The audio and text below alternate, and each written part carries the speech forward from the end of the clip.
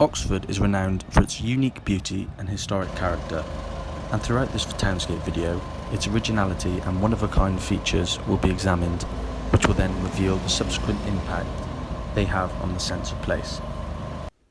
Our route around the city begins on the Oxford High Street, then we go down Cat Street, past Holywell Street, to take a left down Broad Street.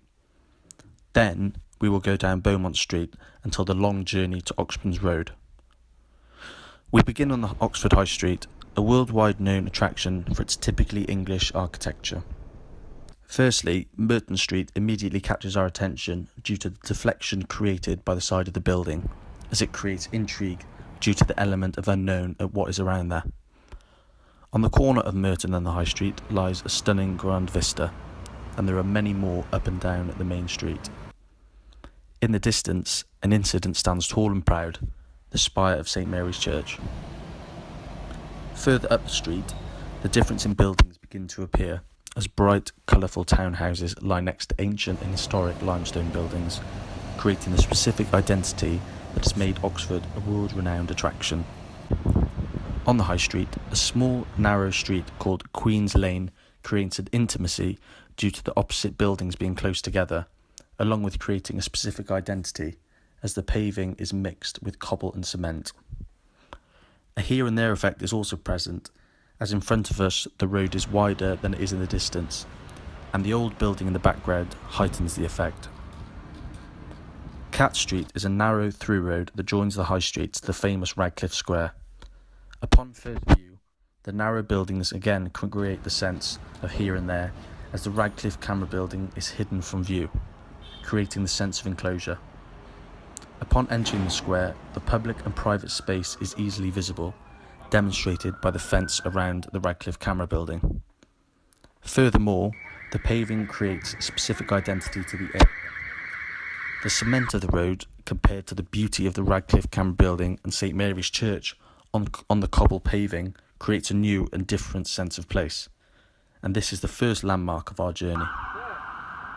Continuing down Cat Street, we come across the utterly unique road of Holywell Street, of which the focal point is the bridge-like walkway that creates a specific identity. There is also a sense of here and there, before and after the walkway, created by deflection from the building. The journey then takes us to Broad Street, a unique street due to its wide road. Initially, our attention is drawn to Turl Street from the sharp edge of the corner building, as it creates anticipation for what is around the corner. When looking down the narrow street, the public and private space can be identified by where the general public are walking and where the big brown wooden door stands on the right hand side. As we focus back onto Broad Street, the specific character for that area is created by the colourful townhouses standing opposite duplicate buildings. As the street narrows at the end of the road, a sense of here and there is again created, a recurring theme throughout the streets of Oxford. As we turn right at the end of Broad Street, we are greeted with an incident in the centre of the road, as sees Magdalen meet Beaumont Street. Directly opposite, again a sense of public and private space can be identified by the large wooden door. However, to the left of the door lies a narrow alleyway, creating a sense of mystery at what is there, which is what draws our attention. As we move down Beaumont Street, a landmark is located, the Ashmolean Museum, a world-renowned art museum. A long walk is then required to look at the different side of Oxford in order to view the different types of space around the city. Park End Street is located near the train station and Oxford Business School. A node can be clearly identified along with the concept of shared space by the type of roundabout that is there. At our final destination, Oxman's Road, another major landmark is identified, the new Westgate Centre.